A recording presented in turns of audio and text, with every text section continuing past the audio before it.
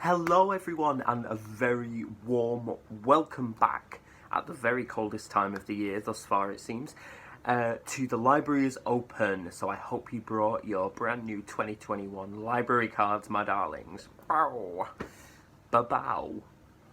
It's not a tongue pop, is it? It's not even close. But oh well, we keep calm and carry on. So, how are we all doing? We are indeed in a brand new year, 2021. I don't know if it's just psychological, but somehow 2021 just feels less kind of oppressive than 2020. That's not to minimise, where we currently are or what might be in store, but it's also not to catastrophise. I am aware that I'm just sort of saying that 2020 seems quite an intimidating year or number. Purely because of what happened last year and the connotations, but it certainly was, as the maxim goes, a year of seeing and knowing and learning. Well, for some people, and as I say, although we're not in a great position right now, particularly those of us in the UK, although that's not to minimise the fact that everybody is experiencing this globally. Here in the UK, we've just gone back into lockdown. The directions are clear as mud, as always. So, I know a lot of people might be feeling very anxious, feeling very sort of isolated and so on and so forth. So hopefully, we can have, even if it just be a digital, a kind of support system on here, because we're going to be doing a lot of sitting around our houses, and maybe that will encourage us to read, maybe that will encourage us to take up hobbies or continue with hobbies and so on and so forth. And, even if we're just chatting in the comments or, on other people's channels or on different social media platforms, I'm just sort of hoping that there is a sense of extending a digital hand across the digital water, if you will, and that we can be here for each other and support each other, I guess. So, so I hope everybody had a lovely holiday season, whatever you celebrate, or even if you don't celebrate, I hope you had a little bit of a break. I know it's not easy, given everything that's going on in the world right now. I actually had a lovely Christmas time. In some ways, and it sounds really strange to say it, it was actually it's very calm and in some ways less pressured, I felt, than in previous years. Not that I've ever had a terrible time over the holiday season with my family or anything like that, but I don't know, there's something about the holiday season that seems full of obligation sometimes, or I don't mean obligation to other people, I mean an obligation that you put on yourself to sort of be jolly and cheery and exude festivity, and that can be quite a lot. Sometimes I found the Christmas or the holiday period to be quite difficult because there's just so much of it, and I know that's an expectation, as I say, that I put on myself, but it does feel sort of societal in some ways, and I didn't feel that this year. I felt like there was space, which was lovely. So, but how was your holiday season? Did you get to see anybody? Did you at least get to see people online, or at least talk? I'm hoping that you did. I hope you ate, drank, and were as merry as possible. And here we are in a new chapter, as I say. So let's fingers crossed that this year is going to be better than it was last year. So this is just a sort of introductory 2021 episode, and a sort of welcome back to the library, I guess. So I thought what I'd do just briefly first is just talk you through any bookish related things that I got for Christmas. And also feel free to let me know what you got as well, because I love to hear what people got as presents. Now, you may be surprised to learn that I actually didn't receive that many books as presents, which is fine. My to-be-read pile is big enough as it is. But the ones that I got, I'm really excited to dive into. Some were for work purposes, some were purely for pleasure, some were a mixture of both, as it were. I only actually got, but I'll just run through them. I only actually got one physical book that was pre-bought for me. as in I unwrapped it on Christmas Day, and I was really, really happy to receive it because this was in my most anticipated books that I did last year of the latter half of 2020, and it's Skins, It Takes Blood and Guts, which is the kind of autobiography of Skin from Skunk Anansie, who I absolutely adore. Skunk Anansie are a wonderful band, highly political and socially engaged, which, you know, I'm all about. Marrying art with social justice and, you know, political intent. So I'm really, really looking forward to getting to this one.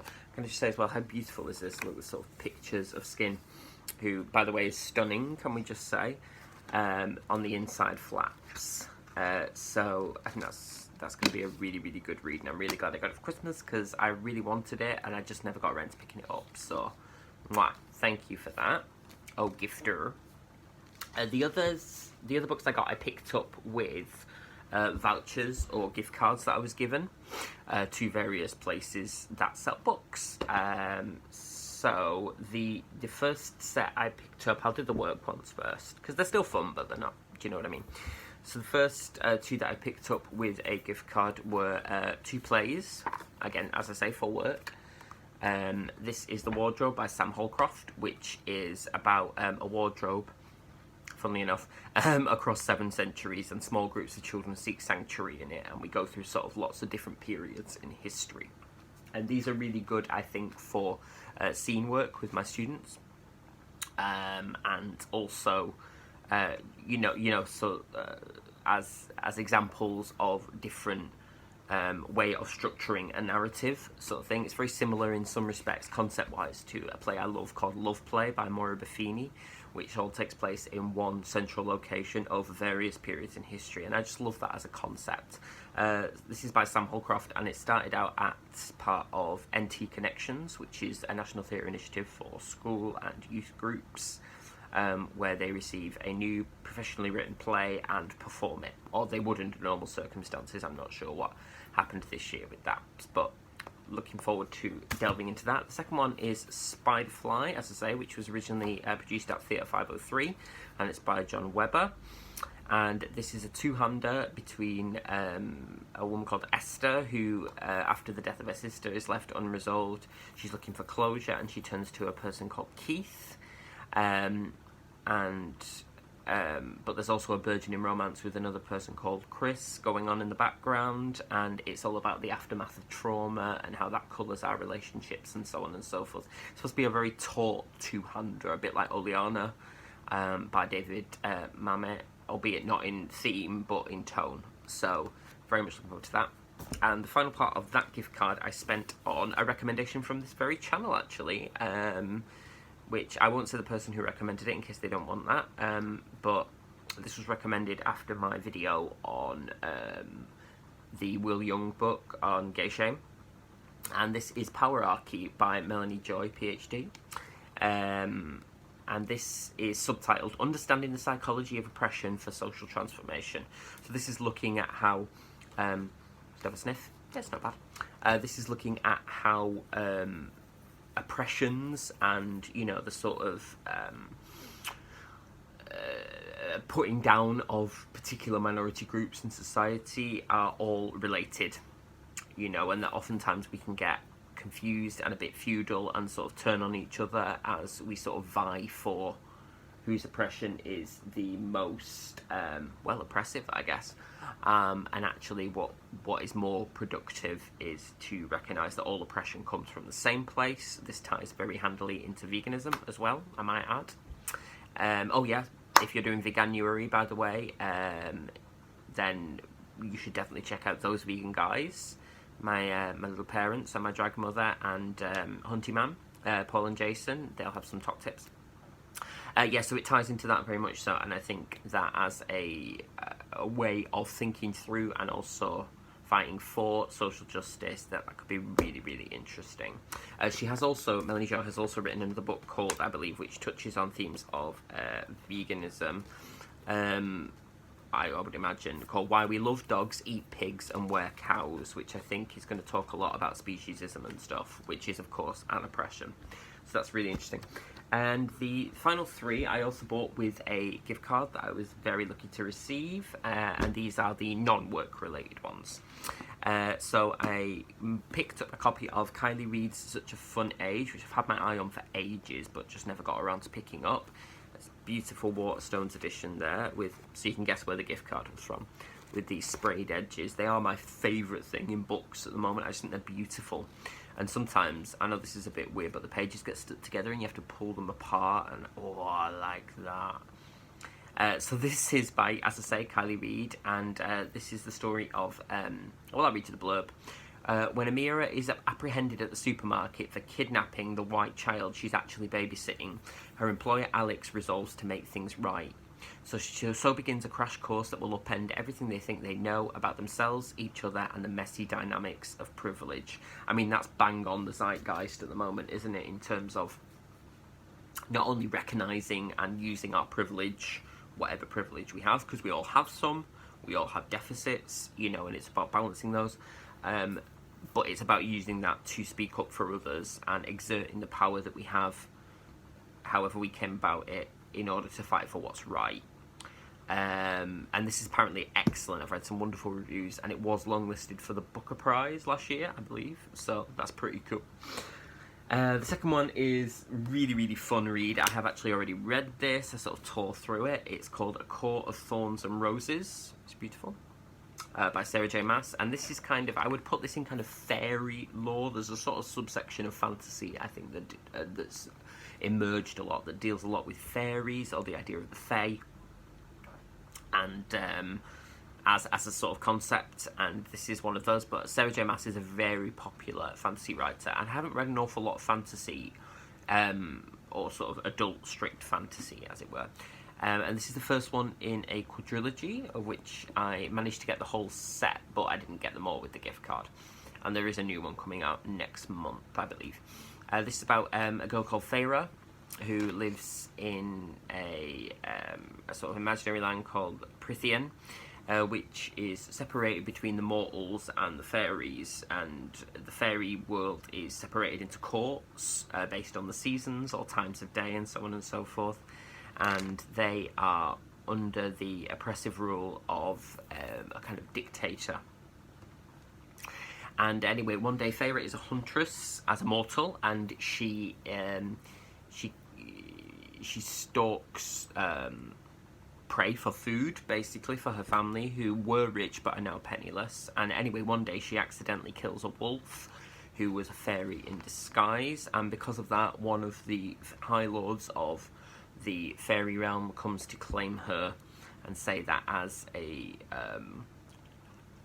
in order to pay for that, she has to come and spend the rest of her life in fairy. But things are never that simple, and it's so the High Lord is called Tamlin, and it's about how their relationship develops, and it's also about the politics and the plots of the fairy courts and so on and so forth. And it was just really enjoyable, very compelling. Definitely not young adult. This is very much adult fantasy, which is kind of a new foray for me in some respects. So I'm on the second book of the series now, which I will just show you because the covers are beautiful. These are republished editions, I believe. I'm on the second one, A Court of Mist and Fury, and so far I'm really, really enjoying the ride, the intrigue, if you will, and the plotting. Sorry. Finally, for my Christmas gift cards, I picked up finally a copy of Out of the Shadows, The Psychology of Gay Men's Lives by Walto Detz, which is basically what it says in the tin, a fascinating exploration of gay male lives.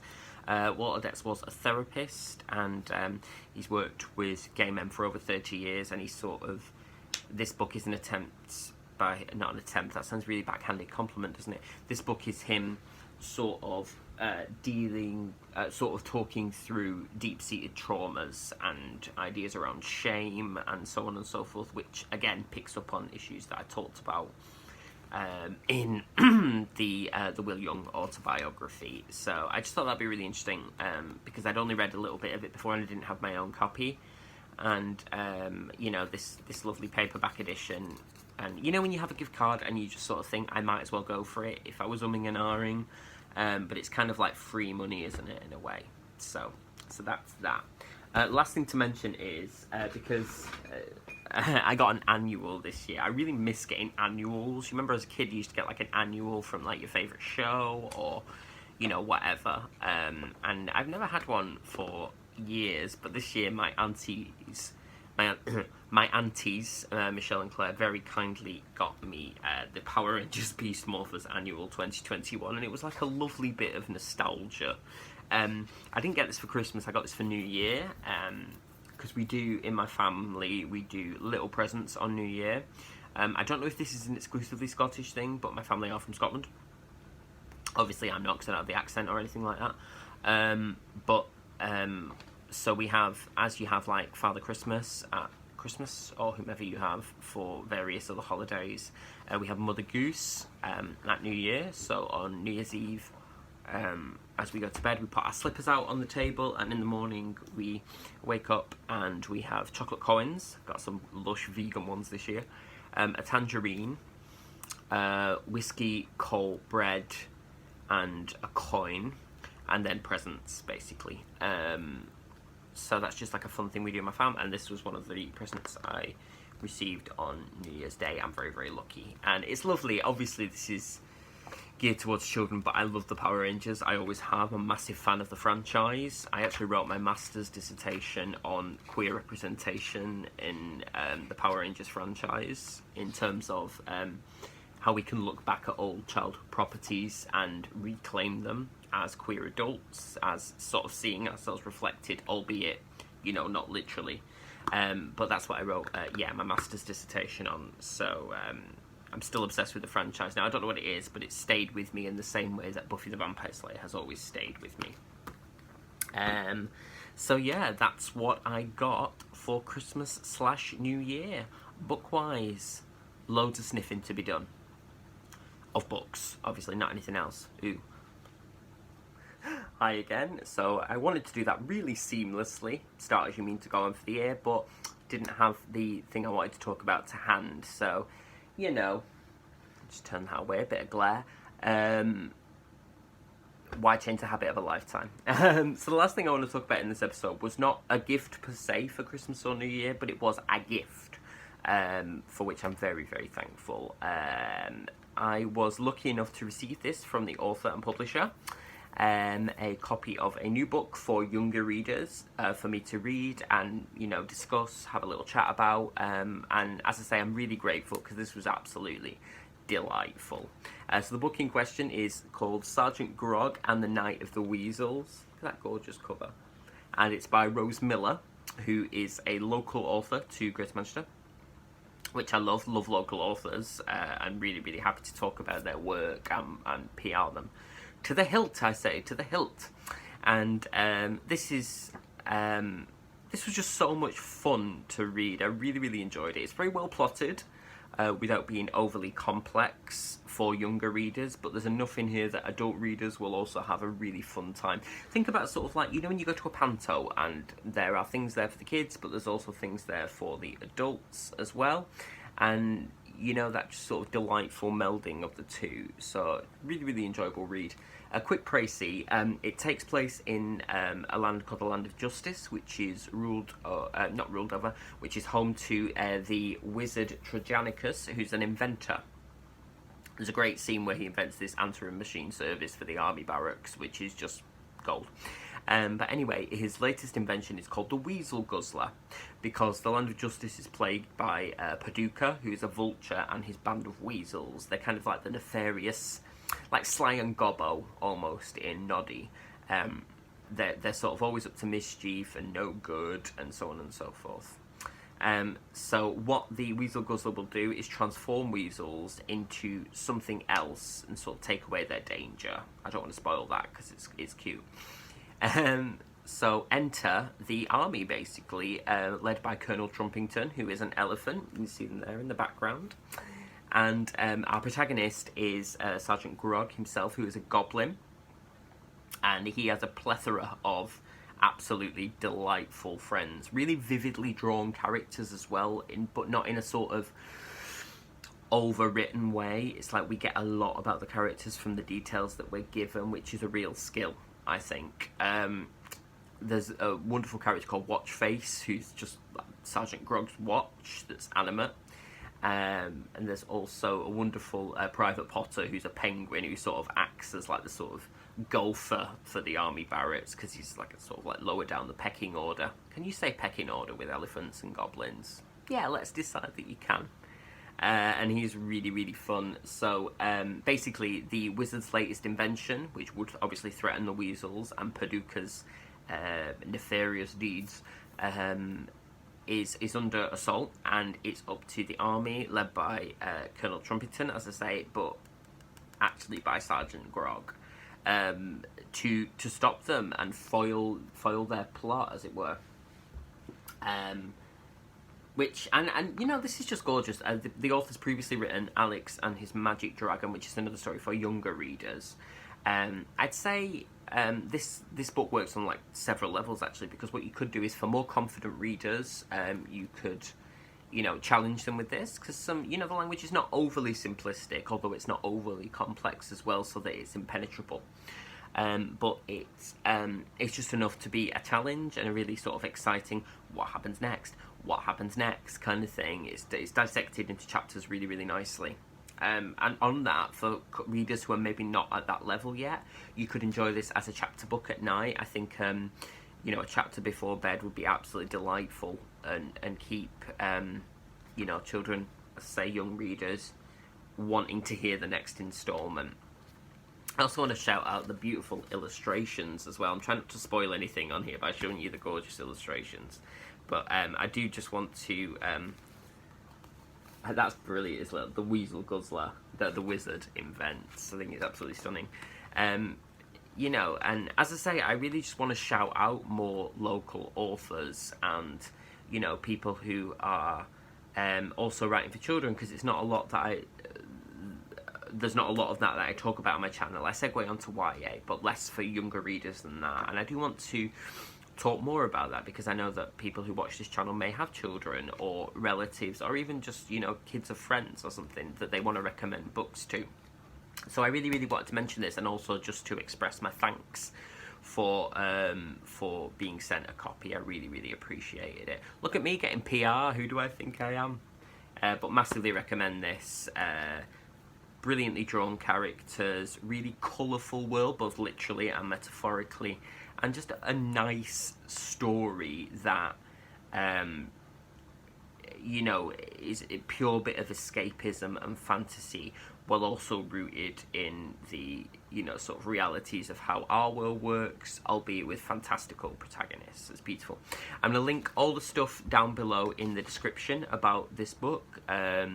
You know, the sort of press information and where you can get hold of a copy. And I'm also, if I can find it, I'm going to try and find the video of an actor who's reading some of the chapters of the book and really sort of animating them in a sort of Jackanory style, so you can get a little bit of a taste for what the book's about. But yeah, really, really good stuff. Would absolutely recommend if there's a young reader in your life. This would be perfect. So, thank you. Okay, my loves, so normal service should resume shortly on this channel, but I just wanted to check in with you all and update you on where I am. Please do sound off in the comments about anything I've mentioned in this video, or in fact about anything you want. You got any resolutions, either book related or otherwise, for the new year? What did you get for Christmas / Hanukkah / Kwanzaa, book-wise or otherwise? I'm really free and easy at the moment. And yeah, just let me know that you're safe and that you're coping okay and that you're still sniffing the books. You know, because we are a little digital community here, and let's look out for each other. Okay, so put your library card somewhere safe now, your brand new 2021 library card, I should say. And the library is now closed for the time being. But I will see you very, very soon, my lovelies. Take care of yourselves, and above all, be safe. Lots of love. Mwah.